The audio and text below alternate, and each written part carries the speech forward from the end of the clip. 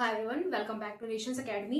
ये आपकी class number 4 है पॉलिटी की प्लेलिस्ट में। ओके, तो क्लास 11 का हम पॉलिटी कर रहे हैं। पॉलिटिकल साइंस का चैप्टर नंबर 1 है कॉन्स्टिट्यूशन।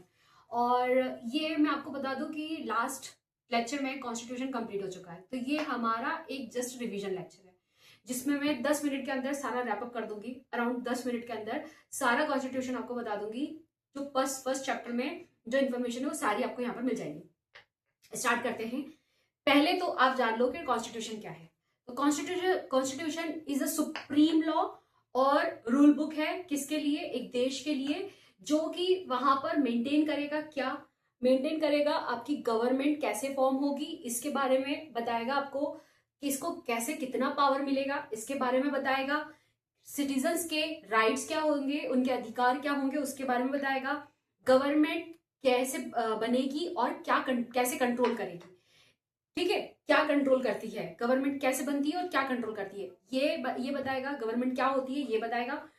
और what goals the country wants to achieve, कि ऐसे कौन से गोल्स हैं जिनको अचीव करने के लिए कॉन्स्टिट्यूशन को बनाया गया। समझ में आया? तो ये जो है ये आपको ये चैप्टर बताता है। तो सबसे पहले तो जान लो कि why do we need constitution. सबसे पहले तो आपको ये पता होना चाहिए कि कॉन्स्टिट्यूशन की हमें जरूरत क्यों लगी भैया। तो मैं बता दूं, सिंपल फॉर्मूला याद रखो। ये क्योंकि अब रिवीजन लेक्चर है तो मैं यहाँ पर फर्दर तो आपको इलेबोरेटली बताने नहीं वाली हूँ। तो सिंपल एक फॉर्मूला याद रखो। यहाँ पर 4 फंक्शंस है जिन फंक्शंस पे कॉन्स्टिट्यूशन काम करता है, जिसकी वजह से हमें कॉन्स्टिट्यूशन की जरूरत लगी, क्योंकि यही सब हमारे यहाँ पर नहीं था। क्या? C T L A, coordination के लिए। ठीक है, फिर पावर डिस्ट्रीब्यूशन के लिए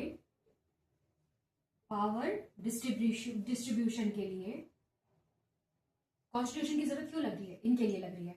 फिर एल से लिमिटेशंस ऑन गवर्नमेंट,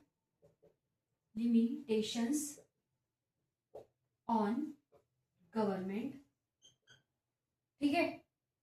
और फोर्थ क्या है? एस्पिरेशन ऑफ सोसाइटी की एस्पिरेशंस पे काम करने के लिए कॉन्स्टिट्यूशन की जरूरत हमें इस वजह से लगी है। एस्पिरेशन किसकी भैया? एस्पिरेशंस ऑफ सोसाइटी की एस्पिरेशंस। ठीक है, स्क्रीनशॉट मैं रहती हूँ स्क्रीन में ताकि ये फ्लिकर ना करे। ओके, देखो तो दिख रहा है ना पूरा? दिख रहा है। ठीक है, तो स्क्रीनशॉट ले लो। मैं हटती हूँ तो एकदम से फोकस चेंज होता है और फ्लिकर करता है, इसलिए मैं नहीं हटूंगी आपसे। ठीक है, तो सबसे पहले एक पॉइंट पे आते हैं हम कि CPLA में ये 4 फंक्शंस है किसके? कॉन्स्टिट्यूशन के। सबसे पहले आते हैं कोऑर्डिनेशन किसमें? अलग अलग लोग हैं, अलग अलग रिलीजन है, सबकी अलग अलग सोच है, उनमें तालमेल बिठाना, ये काम किसका है? कॉन्स्टिट्यूशन का है। बहुत शॉर्ट में बता रही हूँ। पावर डिस्ट्रीब्यूशन, अब आपने तालमेल बिठा दिया, आपने उनमें से किसी एक को, सबने मिलकर किसी एक को रिप्रेजेंटेटिव बना दिया, वो गवर्नमेंट चला रहा है वो बंदा। अब वो गवर्नमेंट चला रहा है तो पावर डिस्ट्रीब्यूशन भी जरूरी है, किसको कितना पावर मिला है। ऐसा तो है नहीं कि सारा जो देश है, पूरा जो देश है वो सिर्फ सेंटर से ऑपरेट हो रहा है, नहीं। सेंटर के बाद स्टेट आती है, स्टेट के बाद लोकल आता है, आया समझ में? फिर पंचायत पे आ जाती है, बहुत लोकल नीचे नीचे का आ जाता है, बिल्कुल। तो ये जो हायरार्की है कि सेंटर पे मतलब ऊपर का जो देखना है, जो देश और विदेश से संबंध बनाने के लिए, सारी राज्यों को, सारे प्रदेशों को जोड़ के रखने के लिए जिस सिस्टम की जरूरत पड़ी है, उसमें सिस्टम बनाने के बाद एक पावर डिस्ट्रीब्यूशन भी बहुत जरूरी है कि किसको कितना पावर है। आया समझ में? आगे जैसे कि एक एग्जांपल, चलो यहाँ पे बता देती हूँ। एग्जांपल क्या है तो सच भी है।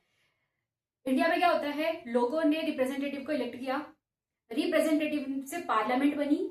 अब पार्लियामेंट क्या करेगी? लॉ बनाएगी। लॉ अगर बनाया सही तो कोई दिक्कत नहीं है, वेल एंड गुड, तो चलेगा, वो पूरी कंट्री में यूज होगा, राइट। वो लॉ को हर कोई मानेगा। लेकिन अगर लॉ में कोई ऐसे कानून बना दिए गए जो कि एक सिटीजन के अधिकारों को, एक मौलिक अधिकारों को, फंडामेंटल राइट को वायलेट कर रहा है, तो वो वायलेशन के लिए कौन खड़ा होगा? जुडिशरी सुप्रीम कोर्ट खड़ी हो जाएगी, हाई कोर्ट खड़ी हो जाएगी। तो आर्टिकल 260 हाई कोर्ट खड़ी हो गई, आर्टिकल 13 सुप्रीम कोर्ट चले गए। तो ये जो चीजें हैं ये कहां से आई, ये कॉन्स्टिट्यूशन ने आपको दी है, राइट। जस्ट एक मिनट रुक जाना, शायद नहीं, मुझे जहां तक लग रहा है कि आर्टिकल 260 मैंने कोई गलत नहीं बताया है आपको ऑफ इंडियन कॉन्स्टिट्यूशन, तो फिर भी मैं एक बार देख लूं। ये sir central government power to handle executive legislative, हाँ हो गया क्या, ठीक है, सही बोला मैंने, सही बोला, कोई गलत नहीं बताया, ठीक है। और टाइम हो गया ना पढ़े हुए यार, इसलिए, बट याद रहता है, देखो अच्छी बात है। फिर आता है एल, लिमिटेशंस ऑन गवर्नमेंट। अब गवर्नमेंट किसने लिमिटेशंस लगाई, कॉन्स्टिट्यूशन ने लगाई। कैसे लगाई कि अगर कानून बना है और कानून का वायलेशन हुआ है, वो कानून किसी के अधिकार को, मौलिक अधिकार को, फंडामेंटल राइट को अगर वो वायलेट कर रहा है, अगर उसको हानि पहुंचा रहा है, तो गवर्नमेंट पे लिमिटेशंस कौन लगाएगा, ये लगाएगा कॉन्स्टिट्यूशन। किसकी मदद से, जुडिशरी की मदद से। आ गया समझ में। फिर आता है aspirations of society. Fourth aspiration of society में हम क्या है, जैसे इक्वालिटी, या एस्पिरेशन है सोसाइटी की बाबा, इक्वालिटी, समानता होनी चाहिए, सोशल जस्टिस होना चाहिए, एजुकेशन सबको मिलना चाहिए, वेलफेयर होना चाहिए, और एलिमिनेशन ऑफ डिस्क्रिमिनेशन। डिस्क्रिमिनेशन को तो बिल्कुल खत्म कर देना चाहिए। ये सब क्या है, ये हम लोगों की एस्पिरेशन है। फिर आता है कि कॉन्स्टिट्यूशन हमें एक नेशनल आइडेंटिटी देता है। आइडेंटिटीज के बारे में मैं पहले फर्दर बता चुकी हूं, यहाँ जस्ट हम रिवीजन कर रहे हैं, 10 मिनट के अंदर सब कुछ रैप अप करना है। तो कॉन्स्टिट्यूशन हमें क्या देता है, नेशनल आइडेंटिटी देता है कि we are Indians, only Indians, हम और कुछ नहीं है इसके अलावा। यहाँ कोई हिंदू, मुस्लिम, सिख, ईसाई ऐसा कुछ नहीं चल रहा है। यहाँ पर एक हमें एक आइडेंटिटी दे रखी है नेशन ने, कॉन्स्टिट्यूशन ने हमें एक नेशनल आइडेंटिटी दे रखी है, सिंपल, कि वो एक कॉमन पॉलिटिकल आइडेंटिटी देती है सारे सिटीजन्स को, जिसमें आप साथ में क्या शेयर करते हो, डेमोक्रेसी शेयर करते हो, इक्वालिटी शेयर करते हो, जस्टिस, लिबर्टी एंड फ्रेटर्निटी।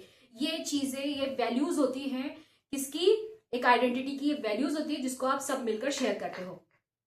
अब हमारे कॉन्स्टिट्यूशन को सक्सेसफुल, हमारा कॉन्स्टिट्यूशन सक्सेसफुल कैसे बना ये देख लो।